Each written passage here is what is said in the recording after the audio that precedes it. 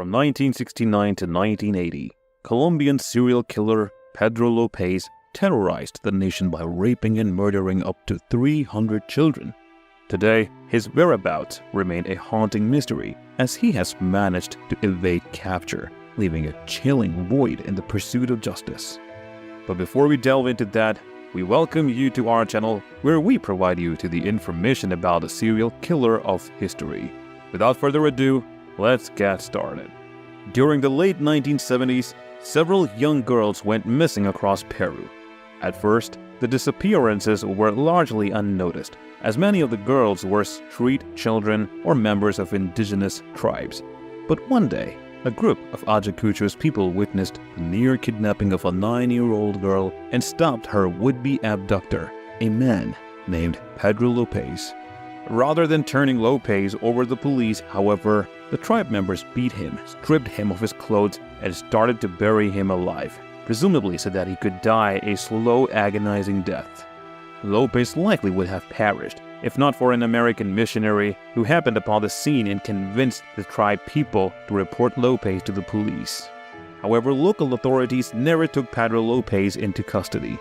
Instead, he was simply expelled from the country, free to abduct more girls off the streets and other South American countries, and free, as it would later be revealed, to brutally rape and murder as many as 300 children. But even though Lopez was later captured and charged for his crimes in Ecuador in 1980, he was sentenced to just 16 years in prison. Shockingly, he was released early in 1994 for good behavior before he was arrested yet again as an illegal immigrant. Then, he was deported back to his home country of Colombia, where he was held in a psychiatric hospital. Surprisingly, Pedro Lopez was eventually declared sane and was released again in 1998, and the last time he was ever seen was in 1999. It wasn't long before he was suspected for more murders, but to this day, no one has been able to track down the elusive monster of the Andes again. The tumultuous early life of Pedro Lopez. Pedro Lopez was born on October 8, 1948 in Santa Isabel, Colombia.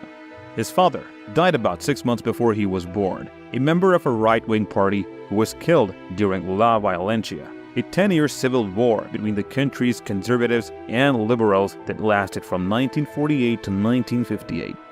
According to Britannica, La Violencia claimed more than 200,000 lives. The conflict was especially violent under the reign of Laureano Gomez, a fascist who sought to bring the country under his authoritarian rule only to collapse under his own power when he was brought down by a military coup. The conflict continued to have a lasting impact even after the fighting slowed, affecting all areas of society, including the economy. As all of this was unfolding, Pedro Lopez, the 7th of 13 children, grew up in poverty and chaos. Despite this, Lopez was a rather kind and polite child who dreamed of becoming a teacher. He later said, however, that his mother was abusive toward him. He also said that his mother was a sex worker who was frequently abused by her clients. Lopez left his home as a young child. Some claim that his mother kicked him out at the age of 8 after she caught him fondling one of his sisters. Others say that he simply ran away. In any case, Lopez eventually found his way to Colombia's capital city of Bogota, where he was homeless among other homeless children.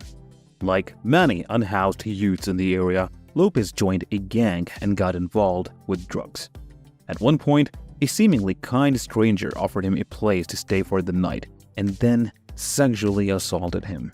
When he was 10 years old, Lopez met an elderly couple who offered to give him a home and enrolled him at a school for orphaned children. Unfortunately, Lopez's chance at a better life was once again destroyed when at age 12, he was molested by one of the school's teachers. He promptly ran away from the school and went back to being homeless. By this point, Lopez was broken, yet hardened, and he began to speak often of getting revenge for the pain that he had suffered as a child. Then, in 1969, Pedro Lopez was arrested for auto theft and sentenced to 7 years in prison. During his imprisonment, he was once again sexually assaulted, this time by several other inmates. Soon after, Lopez slit his attackers' throats with a makeshift knife. He was reportedly sentenced to additional time behind bars, about 2 years, for the killings. Pedro Lopez's brutal murder spree begins. Upon his release from prison in 1978, Pedro Lopez traveled to Peru with a newly acquired taste for blood. He had also developed an intense hatred for his mother, and by proxy, other women, and a distorted objectification of women due to a porn addiction, according to La Vanguardia.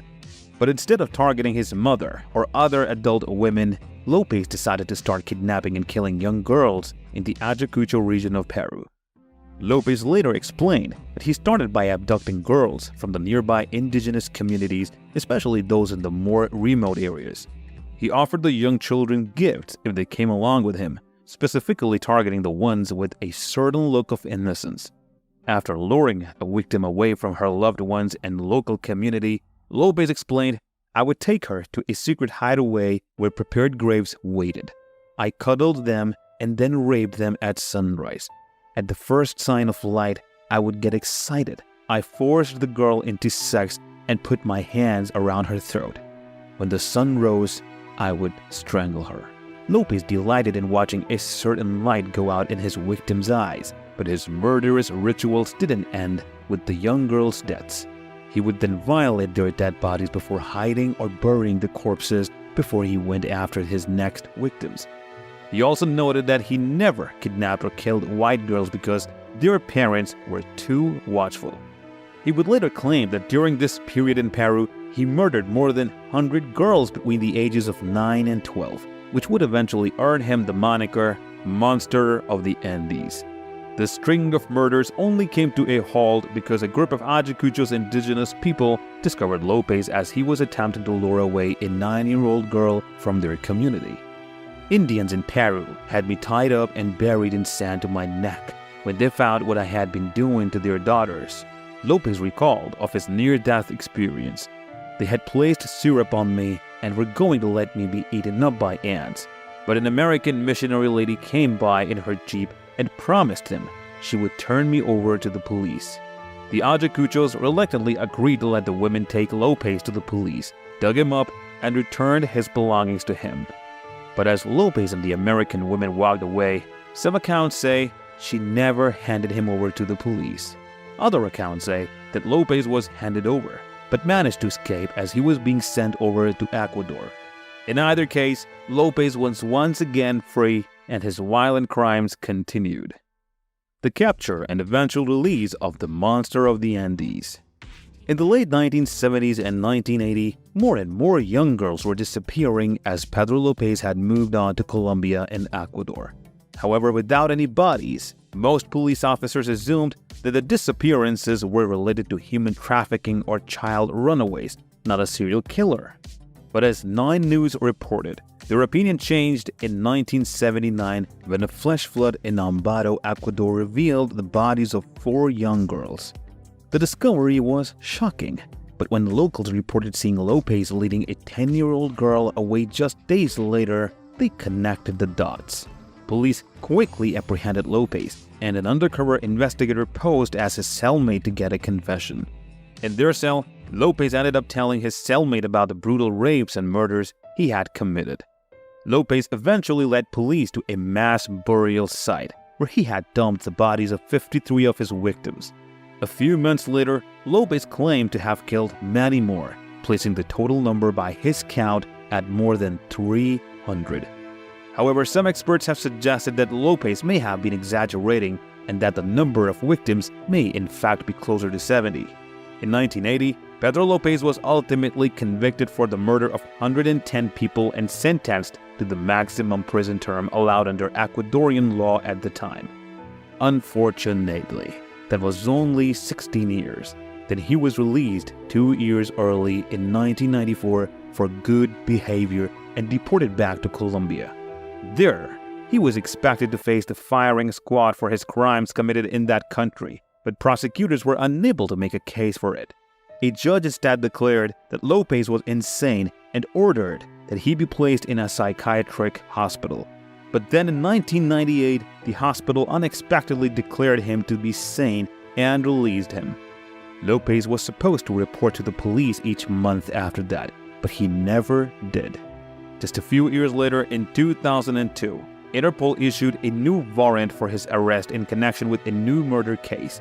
But the last time Lopez was seen in public was in 1999 when he was renewing his citizenship card in Bogota. His whereabouts remain unknown to this day. The enigmatic and horrifying story of Pedro Lopez, the monster of the Andes, leaves us with an unsettling conclusion. A man responsible for the gruesome deaths of countless young girls, a transient figure who slipped through the cracks of justice, and a chilling question that lingers to this day: where is Pedro Lopez now?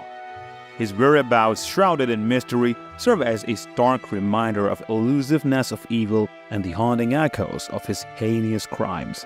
If you like this video, please give us a little thumbs up. Make sure to hit that subscribe button and ring the bell. That way, you won't miss out whenever I drop fresh content. Thanks. Until the next time.